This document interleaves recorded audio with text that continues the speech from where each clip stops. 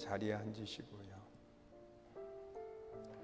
오늘 본문의 말씀을 중심으로 해서요, 빼앗기지 않는 재산을 가지고 있는가?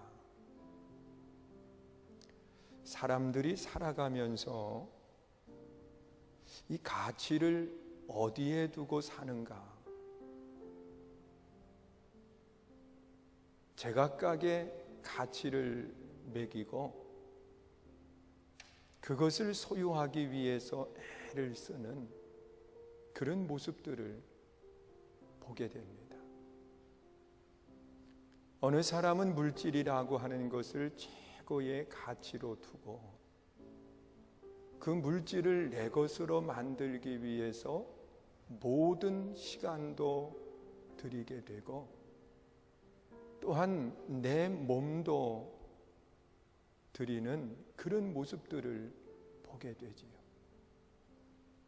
그런데 이 가치를 두고 따라왔는데 그 인생을 살고 마지막 돌아보면서 내가 참 잘했다, 이런 말을 하는 사람이 없다는 거예요.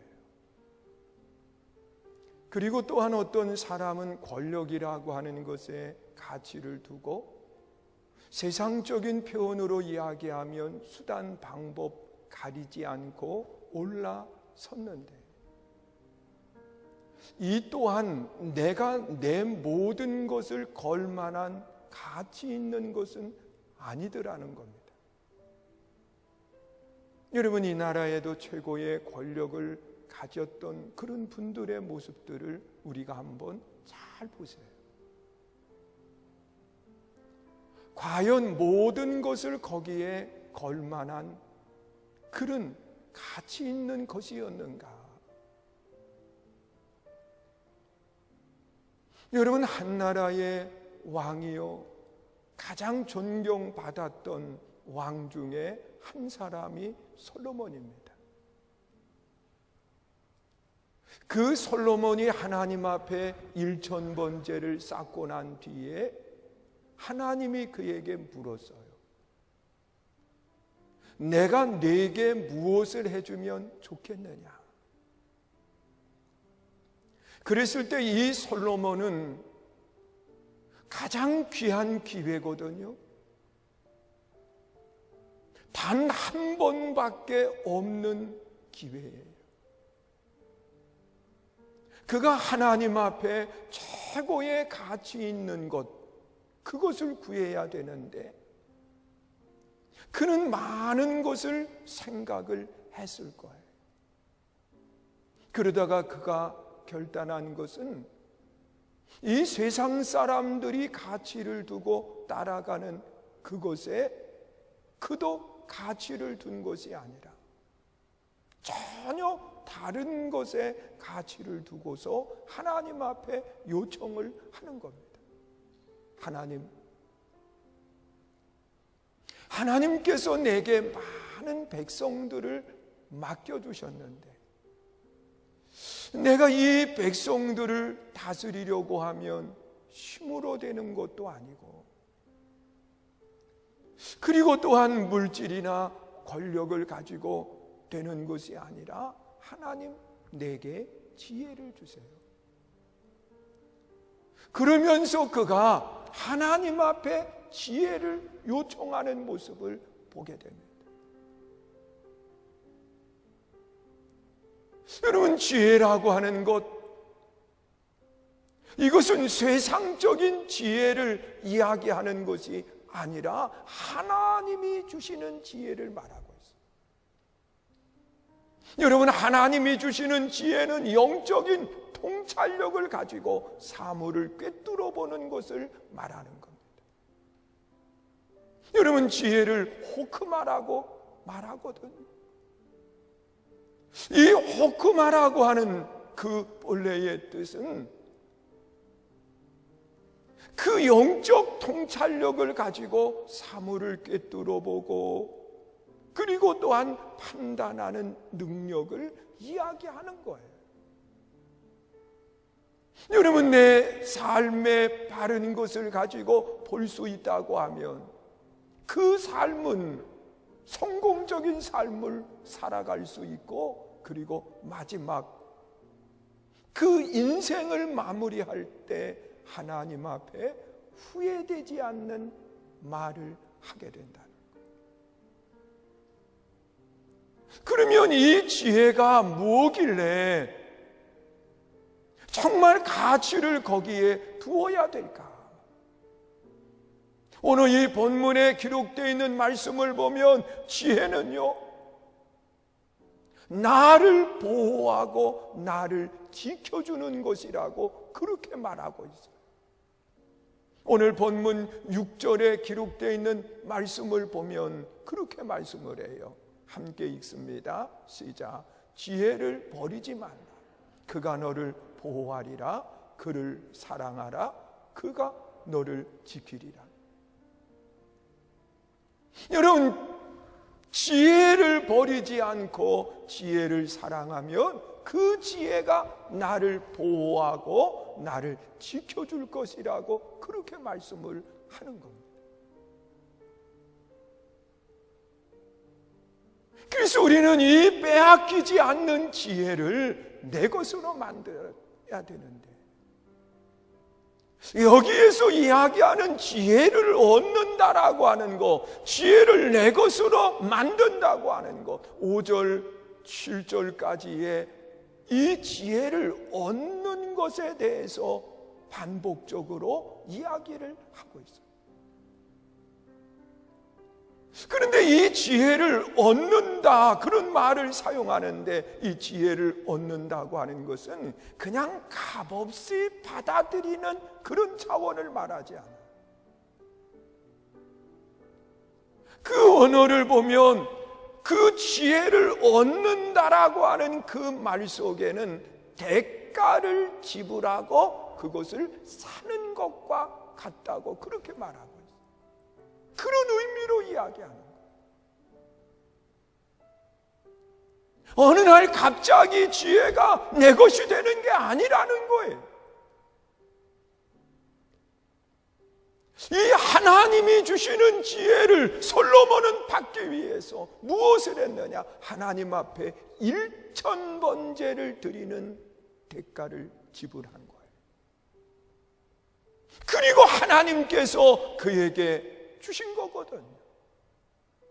그런데 이 지혜가 나를 보호하고 이 지혜가 나를 지킨다라고 그렇게 말하고 있는 거예요.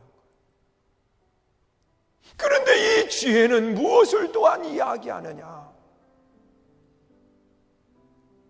여러분, 어리석은 사람은 하나님이 없다고 이야기하고, 지혜로운 사람은 하나님을 인정하고 하나님을 믿는 아름다운 믿음의 사람을 말하는 거예요. 어리석은 사람은 하나님이 없다는 거예요. 지혜로운 사람은 하나님의 살아계심과 하나님의 계심을 믿는 거예요. 그러면 이 지혜를 얻는다고 하는 것, 이것은 하나님의 살아계심을 확신하는 신앙을 이야기하는데, 여러분, 성경에 보면 하나님의 살아계심을 확신했던 다윗이라고 하는 사람과, 그리고 또한 하나님을 확신하게 믿지 못했던 사울이라고 하는 사람을 비교해 보세요. 여러분, 다윗은 보호를 받지만 사울은 결국 버림을 당하는 모습을 보게 되는 거예요. 여러분, 지혜로운 다윗과 같은 사람은요, 골리앗과 싸울 때에도 다윗은 그런 고백을 해요. 하나님의 살아계심과 하나님의 역사하심을 고백하는 거예요. 믿는 거예요. 그래서 이 골리앗 앞에 너는 창과 단창을 의지하고 나왔지만 나는 만군의 여호와의 이름으로 나간다는 거. 지금 나와 함께 계신 하나님, 나를 붙들어 주시는 하나님, 이 하나님을 볼 수 있는 곳, 이 하나님을 믿는 사람, 이 사람이 바로 지혜를 가진 사람이라고 말하는 거예요. 그랬을 때 하나님은 이 다윗을 끝까지 지켜주시는 아름다운 모습을 보게 돼요. 그리고 또한 이 다윗은 끊임없이 하나님을 고백하고 하나님이 함께 하시는 아름다운 삶을 살아가는 모습을 찾아보게 돼요. 여러분, 아들 압살롬에 의해서 왕권을 빼앗기고 쫓겨날 때에도요, 이 다윗의 입술로 고백한 것을 보면은 이 시므이가 다윗을 저주할 때 하나님이 저주하는 저 시므이의 말을 하나님이 들으시고 또 이 억울한 일들을 하나님이 보시고 나를 불쌍히 여겨서 나를 지켜주실 줄 누가 아느냐고 고백하고 있어요. 지금 가장 참혹하고 가장 고통스러운 환경 속에서도 누구를 인정하느냐? 하나님의 살아계심과 하나님의 역사를 인정하는 모습을 찾아보게. 이것이 지혜를 가진 사람의 신앙이요, 하나님의 살아계심을 확신하는 신앙이에요. 여러분, 좋은 일이 있을 때에도 하나님이 나와 함께 계심을 믿고, 또한 이 고난 속에서도 하나님이 나와 함께 계심을 믿는, 하나님이 살아계심을 믿는 믿음을 가진 사람, 이 사람이 바로 지혜자의 모습인 거예요. 하나님은 이런 지혜를 가진 사람을 보호하고 이 지혜를 가진 사람을 하나님이 지키신다고 말씀을 하고 있는 거예요. 하나님은 다윗을 끝까지 지키셨을 뿐만 아니라 다윗의 후손들을 통해서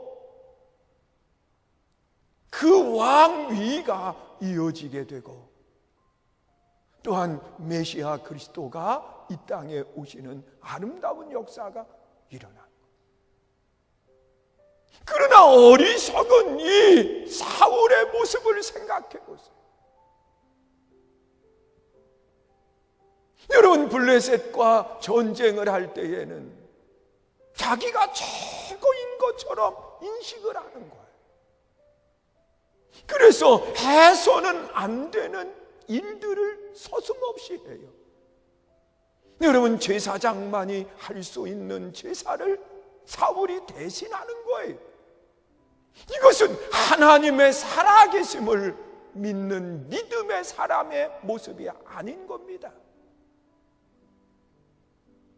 또한 아말렉과 전쟁을 할 때에는 그는 하나님의 말씀을 거스르는 행동을 하는 거예요. 이것도 어리석은 자의 모습인 거예요. 결국은 그는 그 전쟁에서 비참한 죽음을 당했을 뿐만 아니라 이 사울과 그의 아들의 목이 잘라져 가지고 성 위에 걸어놓고 조롱거리가 되는 모습을 찾아보게. 여러분, 어리석은 사람의 결과를 말하는 거예요. 우리는 지혜자 하나님의 살아계심을 믿고, 또한 지혜자 영적 통찰력을 가지고 사물을 꿰뚫어 볼 수 있는 능력이 그에게 있을 때 하나님은 그를 지키시고 하나님은 그를 보호하신다고 말씀을 하는 겁니다. 그리고 또한 이 지혜를 우리는 가지고 있는 성도에게는 하나님께서 그를 높이신다고 말씀을 하고 있어요. 오늘 본문 8절 말씀해 보면 그렇게 말씀을 하고 있어요. 읽습니다. 시작. 그를 높이라. 그리하면 그가 너를 높이 들리라. 만일 그를 품으면 그가 너를 영화롭게 하리라. 여러분, 지혜, 그를 높이면, 여러분, 지혜는 하나님의 살아계심을 믿는 거거든요. 결국은 그분을 높이면 하나님을 최고로 높입니다. 하나님은 그와 함께 하셔서 그를 높이시겠다고 말씀을 합니다. 여러분, 솔로몬을 보세요. 여러분, 솔로몬은 하나님을 최고로 높이는데 하나님의 지혜를 내게 달라고 고백하는 거예요.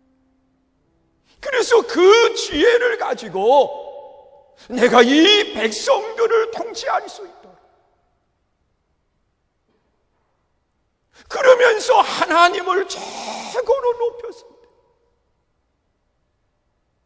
하나님을 인정했을 때 하나님은 솔로몬을 높여주시는데 부와 영화를 겸해서 그에게 허락하시는 모습을 보게 돼요.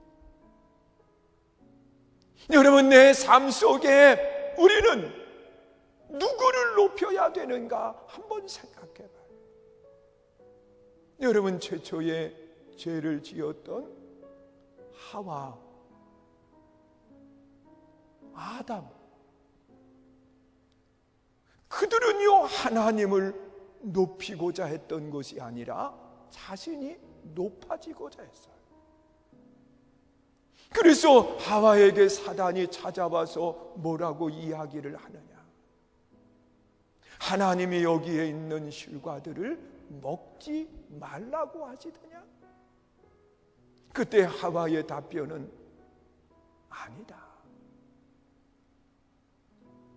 임의로 먹을 수 있지만 저 선악과만은 먹는 날에 죽을까 하노라 그러셨다는 거예요. 그때 사단이 하와에게 한 이야기를 보면 무슨 얘기냐?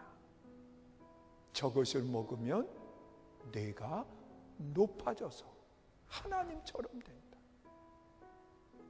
여러분, 하나님을 높이고자 한 것이 아니라 내가 높아지고자 했을 때 결국은 모든 것을 잃어버려요. 가장 낮은 자리로 내려올 수밖에 없었다는 거예요.